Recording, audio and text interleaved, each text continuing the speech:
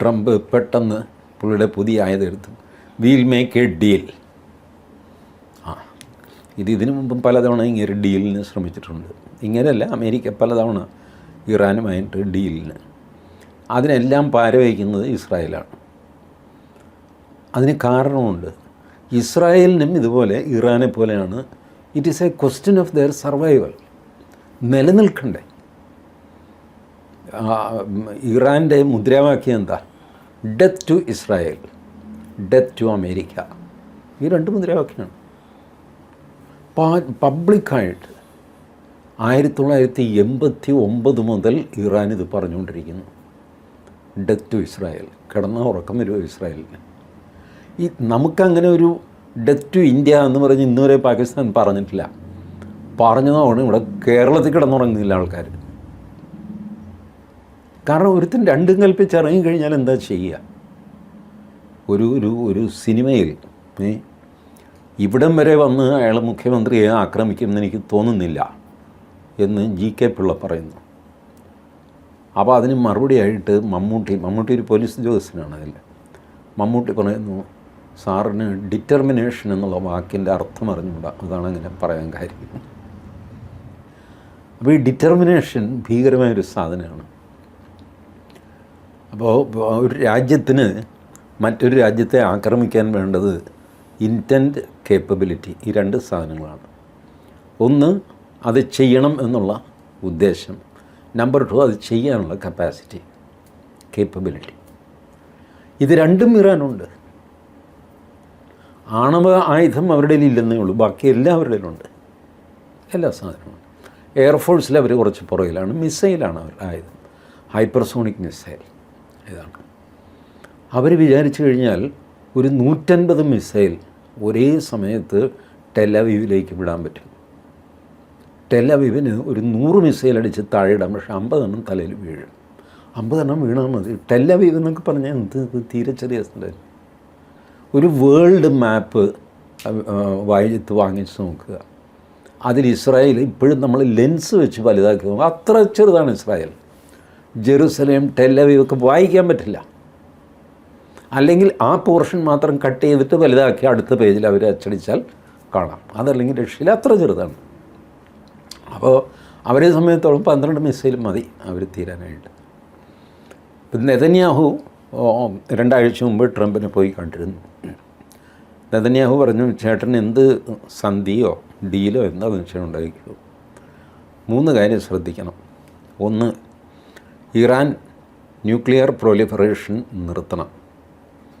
അവരുടെ കയ്യിലുള്ള അവസാനത്തെ ഗ്രാം യുറേനിയം വരെ ഉത്തരവാദപ്പെട്ട ഒരു രാജ്യത്തിന് കൈമാറണം. അത് അമേരിക്ക ആവാം, ഫ്രാൻസ്, ഇംഗ്ലണ്ട്, ജർമ്മനി, ഇതുപോലെയുള്ള ആർക്കെങ്കിലും കൈമാറണം.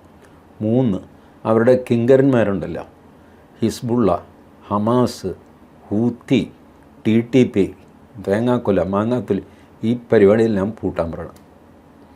അത് കഴിഞ്ഞിട്ട് ചേട്ടൻ ഡീലുണ്ടാക്കുക. അപ്പോൾ ട്രംപ് പറഞ്ഞു, എടാ ഇതെല്ലാം പൂട്ടാന്ന് പറഞ്ഞാൽ അയാളുടെ കച്ചവടം പൂട്ടുകയെന്നാണ് അതിനർത്ഥം. മനസ്സിലായി?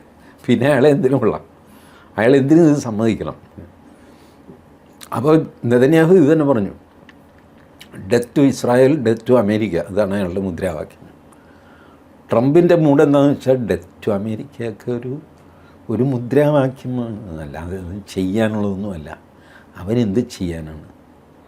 നെതന്യാഹുവിന് കടക്കപ്രതിയില്ല. കാരണം ഇറാന് നേരിട്ട് അമേരിക്ക വരെ പറന്നെത്തി ആക്രമിക്കാൻ പറ്റില്ല.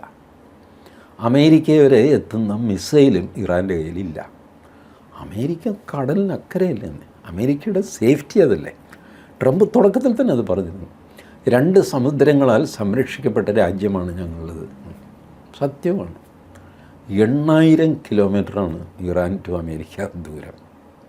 ആ ദൂരം നോൺ സ്റ്റോപ്പ് പറന്ന് ഇറാനിൽ വന്ന് ബോംബിട്ടിട്ട് തിരിച്ച് 8000 കിലോമീറ്റർ പറന്നാണ് അവൻ്റെ B2 ബോംബർ.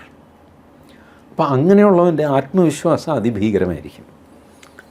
മുദ്രാവാക്യം നമ്മൾ ഈ റോട്ടിൽ അമ്മയെ കണ്ട് മരിക്കൂല എന്നൊക്കെ പറഞ്ഞ് ആരെങ്കിലും പേടിക്കാറുണ്ടോ? പിന്നെ എൻ്റെ അമ്മയും എൻ്റെ കൊല്ലാൻ ഇവിടെ ഈ ബട്ട് നെതന്യാഹുവിനതില്ല. കാരണം നെതന്യാഹു അയൽവക്കത്താണ്. കല്ലെറിഞ്ഞാൽ വീഴുന്ന ദൂരത്തിലാണ് നെതന്യാഹു ഇരിക്കുന്നത്. അയാൾക്ക് ഉറക്കം വരുമോ?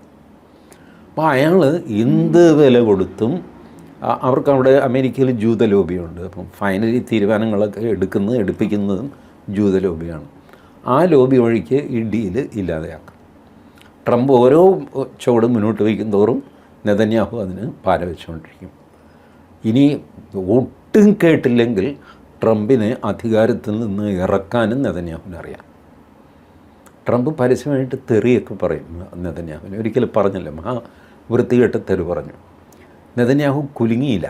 കാര്യം എന്താണെന്ന് വെച്ചാൽ നെതന്യാഹു വർഷം എത്രയായി ഈ കളി തുടങ്ങിയിട്ട്? എത്ര അമേരിക്കൻ പ്രസിഡന്റുമാരെ കണ്ടു? 84 വയസ്സുണ്ട് നെതന്യാഹുവിന്. അതുകൊണ്ട് ട്രംപ് തെറി വിളിക്കുന്നത് കേൾക്കുമ്പോഴേ പുള്ളിക്കാനായ ഇത് എന്നെ പ്രകോപിപ്പിക്കാനാണ്, ഞാൻ എന്തെങ്കിലും തിരിച്ചു പറയണം. അപ്പോൾ ഇങ്ങനെയാണ് ഇതിൻ്റെ ഇക്വേഷൻ. അമേരിക്കക്കാരൻ്റെ സ്വഭാവമാണ്. ഞങ്ങൾ കേട്ടതായിട്ട് ഭാവിച്ചില്ല. നെതന്യാഹുവിനോട് പലരും പറഞ്ഞു എന്തൊരു നാണക്കേട് അയാളുടെ തെറിയും കേട്ടിട്ട് എന്ന്. അതിനും പുള്ളി പ്രതികരിച്ചില്ല. കാരണം ഇതുപോലത്തെ ചെറിയ ഇറിറ്റൻസിൽ പെട്ട് വീഴാനുള്ളതല്ല ഇസ്രായേൽ എന്ന രാജ്യം. ഒരുത്തൻ തെറി പറഞ്ഞെന്ന് പറഞ്ഞാൽ അവൻ്റെ പിന്നാലെ പോവുക, അവസാനം അതിൻ്റെ അടിപിടി അത് തീർത്തിട്ട് ബാക്കി കാര്യമെന്ന് പറയും. അവരുടെ ശ്രദ്ധ മാറ്റാൻ പറ്റില്ല. അവർക്ക് അവരുടെ രാഷ്ട്രം ഏറ്റവും വലുതാണ്. ഇതേ ഗുണം ഇറാനിലുമുണ്ട്. നമ്മൾ ഇസ്ലാമിക് ഫണ്ടമെൻ്റലിസം ഇതൊക്കെ ബേസിക്കലി നമുക്ക് ഇറാനെ അനുകൂലിക്കാൻ പറ്റില്ല. അങ്ങനത്തെ ഒരു മതരാഷ്ട്രമാണ് ഖമനയുടെ. പക്ഷേ ഒരു നിശ്ചയദാർഢ്യം അത് നോക്കുക. അവരുടെ എത്ര പേരെ അയാൾ കൊന്നു തള്ളിയെന്ന് ഇപ്പോൾ ആർക്കും അറിയില്ല. ഇൻ്റർനെറ്റ് കട്ട് ചെയ്തിട്ട് എത്ര നാളായി? എനിക്ക് തോന്നുന്നു കുറഞ്ഞൊരു 3-3.5 മാസമായിട്ടുണ്ട്.